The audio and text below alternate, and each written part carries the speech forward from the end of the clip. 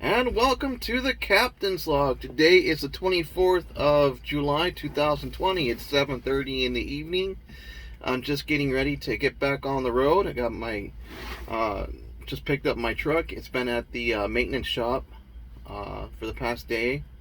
I had some needed work done to it. First, I had already planned to change out the airlines, the glad hands, and the trailer electrical cables. Uh, so I got that done.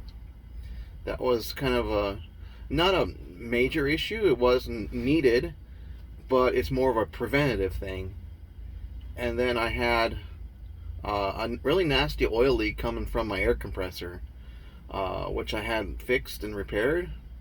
And then I found a shock that was leaking during my company's mandatory monthly safety inspection that our mechanics do. So I had both my front shocks replaced. So right now it looks like we're in pretty good shape. I think the next big ticket item to get fixed is 8 drive tires. Or not, sorry, not 8. Yeah, 8. I don't know, I can't do math today. It's been a long couple of weeks. Yeah, so 8 drive tires on my tractor. So um, they're all still legal as far as the tread wear. It has to have a certain amount per DOT regs, and they're still legal, but they're one of them for sure is really getting close, and it's kind of important, especially up here in the Midwest where you're dealing with winter weather, to have really good solid tread on your tires. So I've been planning on getting the 4 drive tires all replaced. And in this industry, you have the option. You can go the cheap route and do recap tires, which basically they put new treads on old tires, or you can get what we call in the industry virgin tires, which are not recaps. They're standard solid tire. So that's what I'm going to have replaced. I'm looking to spend about $3,200 on that. And hopefully that'll get me through the winter with no issues, because when you're dealing with the snow and the ice, you want to have pretty good solid traction. And I don't know about you, but I want to keep the truck on the road, not in the ditch. So that's my next. I want to wait until closer to winter, like around October time, but that one tire is really getting low. Of course, I could put a used one on there to get me through, and then change them all later on, but I'm just going to do them all at one time and get it done. The steer tires, on the other hand, are almost brand new, so I'm not going to worry about those, at least not this year. So that's what's going on. Today's episode, the topic I want to cover are the regulations as far as what's required to get your CDL, and we're basically going to go through the basic requirements on today's episode, and on subsequent episodes I'll go through each topic that is a required testing item. And there are several tests that are required, and I'll just briefly mention them right now. There is the general knowledge, which is basically your standard general basic driving knowledge exam, but geared towards commercial vehicles. That's required for all CDL levels. And then you have what's called the combination vehicle, which covers tractor trailers, which is only required for the Class A CDL level. The next one is the air brakes, and that may or may not be required based on the job you do. So if you're working at the some company driving a box truck that doesn't have air brakes but exceeds 26,500 pounds, you are required to have a Class B CDL.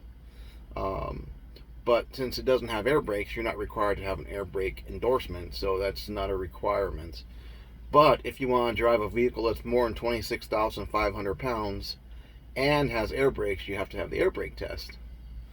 And then those are your 3 basic written tests. The next one is the on-road skills test, which is given by a designated license examiner who um, puts you through a series of um, required things. For example, so many right turns, so many left turns, um, and then you're graded on a bunch of different criteria. Your control of the vehicle, using your turn signals, using your mirrors, safely operating your vehicle, shifting if you're driving a vehicle with a manual transmission. More and more trucks are going away from the manual transmissions. So you may take your CDL license exam in a automatic transmission vehicle, but if you do that, you'll get a restriction on your license that says only allowed to operate automatic transmissions. So if you take your license exam with the manual transmission, obviously you can operate both, which is the smart way to go.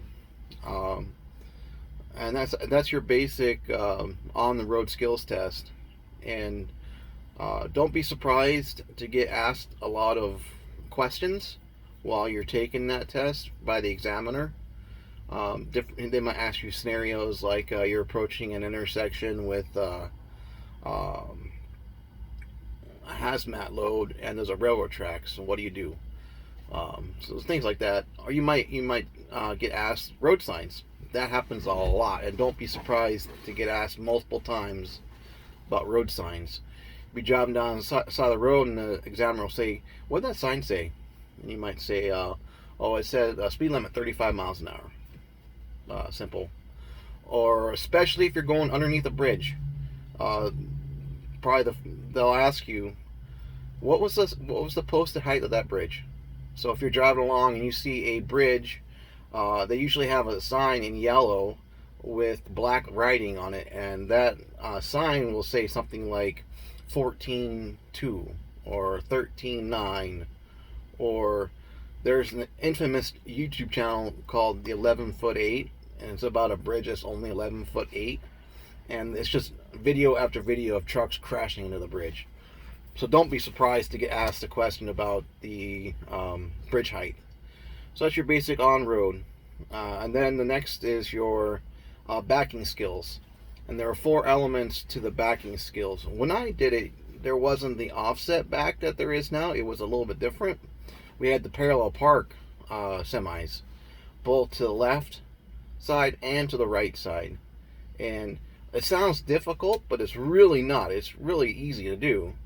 But the first time you'll do it, you're going to struggle, and the more you practice, the better you'll get.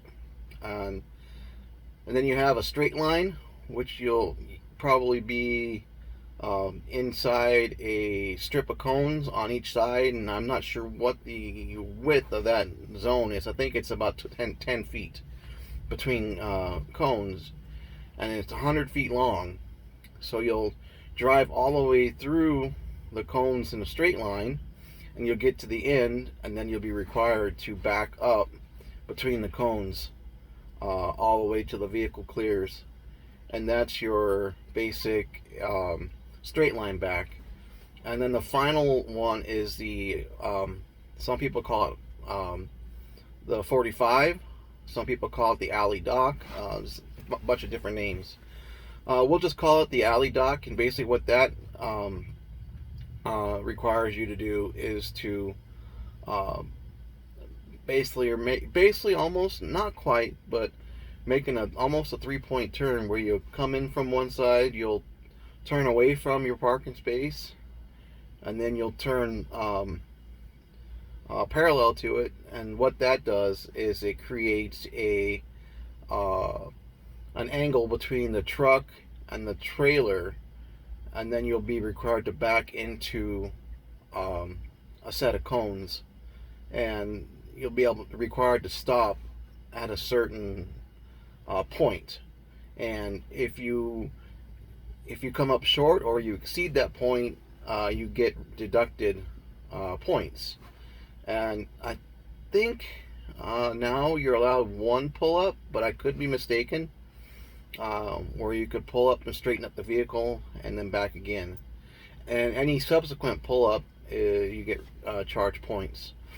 So that's your basic on the road, backing, and written exams. So that's your basic requirements. Now the question that you have to ask yourself is, what level of CDL do you need? And of course that depends on what company you work for and what your job is. Like I mentioned before, whether or not you need a CDL at all.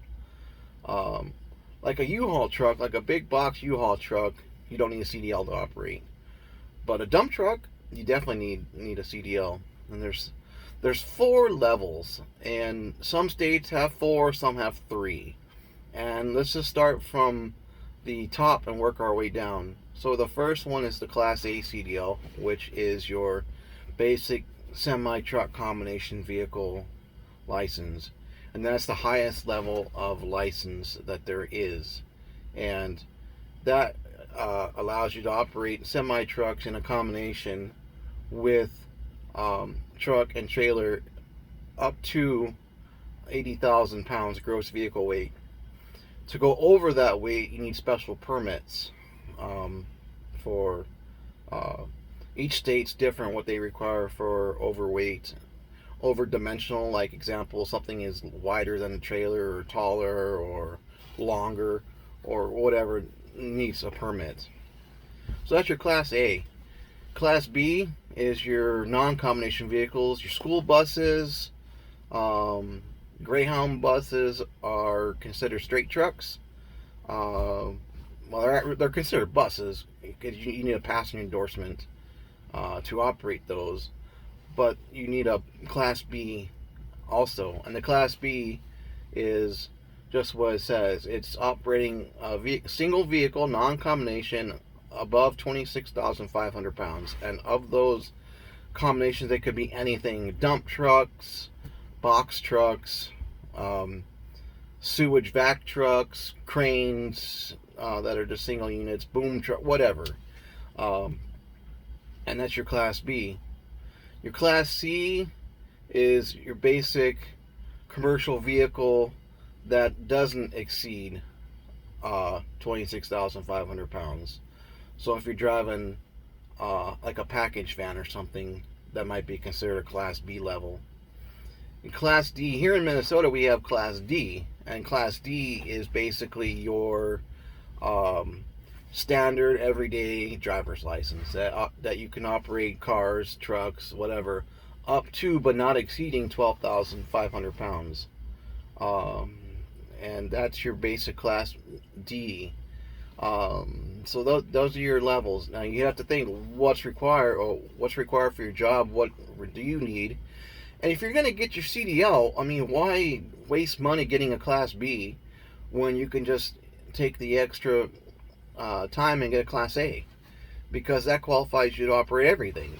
So that'd be my advice to anyone who's considering getting their CDL, even if they just need it for operating a box truck with air brakes. To go ahead and get your Class A. It's not going to do anything to hurt you. It'll only help you. And so, like, you got to think of what's right for you. Every state has a driver's license manual. Most of them nowadays are online. This is the Section 1 for Minnesota. And this covers all of the basic rules and regulations for your general knowledge test. And read this thoroughly, study it, and know it before you go to take your test. Now you may be able to take your test before you go to let's say a CDL school, or if you're working for a company that will pay for your training or will train you themselves, then go ahead and get your written stuff done ahead of time. It'll only save you time and energy in the long run. And what I did is I printed off. This is online. It was free. It's Diesel Truck Driver Training School out of Wisconsin. And I just printed this out because it was printable, and it has it's a 50 question test. It's just a practice test. So on the the next few days, I'm going to take this test. I haven't studied, I haven't read anything in 20 years. So I'm going to take the test and see how I do, and I'll relay that to you. So that's basically what I wanted to cover today. So we talked about your requirements. Oh, I completely spaced it out. There are medical requirements. You need what's called a DOT physical, and a DOT physical can cost anywhere between $150 to $250, depending on where you go. If you're working for a company, a lot of times, as a requirement to join that company, they may require you to take a DOT physical, even if you already have one, and they generally pay for it. So that is your basic DOT, and that's if you have decent health. There are some medical disqualifiers. I'm not going to really go into them. The biggest one I can think of right now is diabetes, because they don't want you, especially with the neuropathy that you get from diabetes, where you can't feel your extremities. They don't want people that can't feel their toes and feet operate a commercial vehicle, because they can't tell how much pressure they're putting on like the accelerator or gas pedal or clutch or whatever. And it's there are exceptions and there are requirements to meet those exceptions. The standard DOT physical is good for 2 years. I want to say after age 60, I think they're good for a year, but I could be wrong on that. Now, if you're taking certain medications for high blood pressure or heart problems or whatever, you may only be allowed to get a 1 year, and so you'll have to get a physical every year. The more serious conditions, like we talked about the diabetes,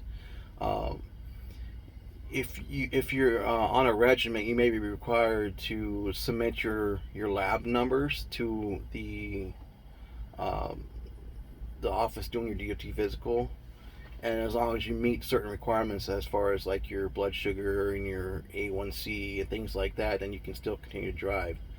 The second biggest issue is right now is sleep apnea, and there's certain criteria you have to meet to be in the watch zone for sleep apnea, and you may be required to do a sleep study.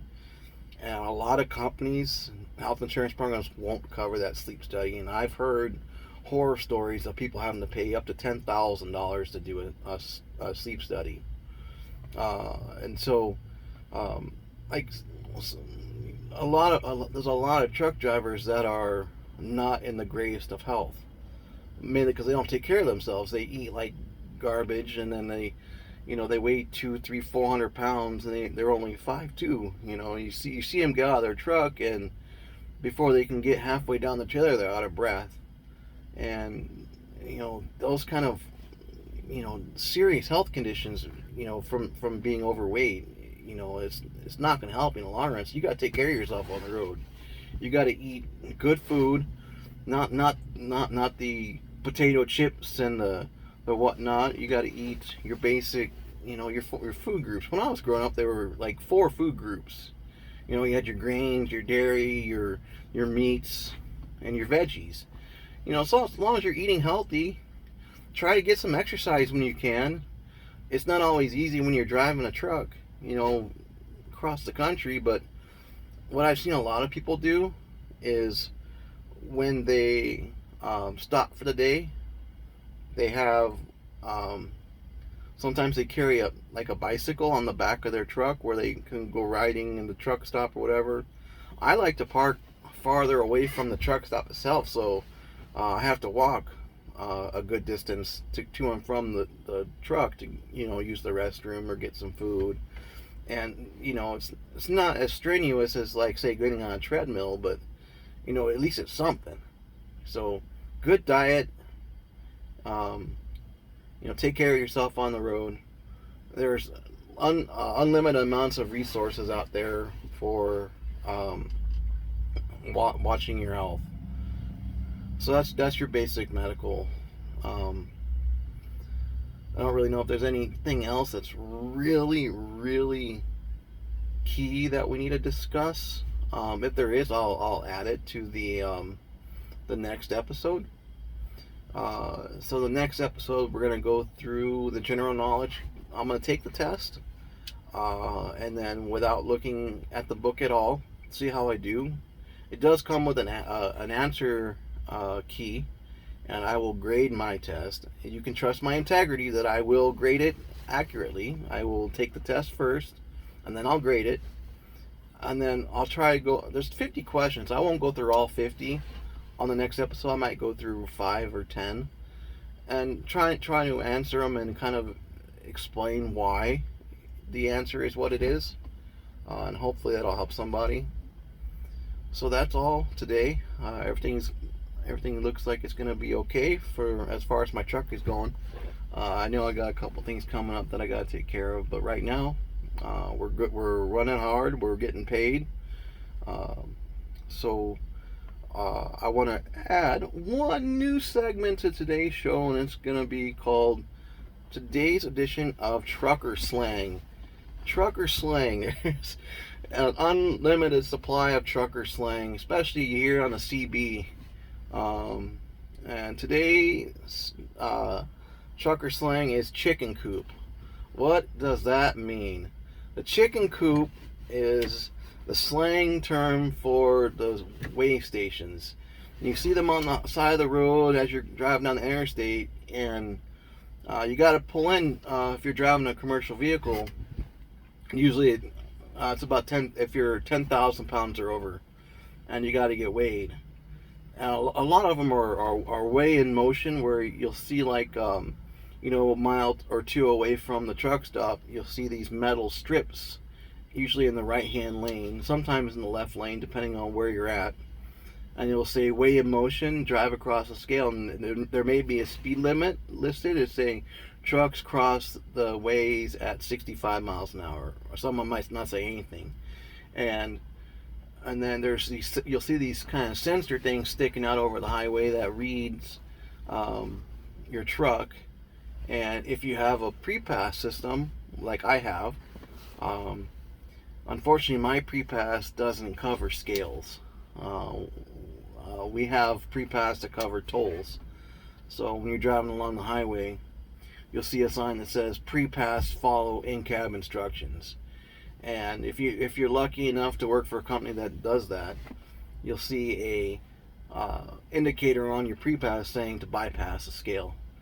But if the scale is open, there usually is a sign that's usually a lighted sign or a flashing light or something that'll say like scale open or enter scale when flashing. And the whole idea is to make sure that trucks are safe. And if you pull into a scale house and you're overweight, let's say, because each axle is weighed, and for a cumulative total can't exceed 80,000 pounds. So you're allowed 12,000 pounds on your front steer axle. On your drive axles, you're allowed 34,000 pounds, and your rear trailer axles, you're allowed 34,000 pounds, which is a total of 80,000. If you're overweight on, let's say, your drive axle, you have the option to slide your trailer tandems either forward or backward to adjust that weight. And if you're lucky enough, you'll be able to get it in weight. Some scales won't allow you to adjust your tandems, because you should have done that before you got on the highway. And some will say, yeah, go ahead, pull around, adjust your tandems, come back through and reweigh. And if you're able to get it in weight, they won't give you a ticket. But if you're overweight, you're going to get a ticket, and it could be serious enough where they won't allow you to leave the scale house. They'll put you out of service, and then you'll have to figure out how to get rid of that weight, which could be interesting. So that's kind of the deal you got to deal with making sure you're in compliance with the DOT regs. Also, when you pull into the scale house, certain states require, if you're hauling hazmat, to pull in whether or not You get a pre-pass signal saying to bypass. Like, I'm not sure if it still is this way, but Kansas used to be. And when you, as soon as you enter Kansas, the first scale house you come to, you got to pull in, and then they look at your permits to make sure you're permitted in that state. So that's your, it's your responsibility to make sure you have whatever permits that you're required to have. Is your responsibility to make sure you have them. Secondly, you could get pulled in. They have different levels of inspections. Some are just a basic look at your logbook, make sure your hours of service are good. Some are more in depth, where they go through with a fine-tooth comb and they check everything. They get underneath underneath the truck and make sure you don't have any bad airlines or any maintenance issues, and all those things add up. And if you fail an inspection, you could be placed out of service.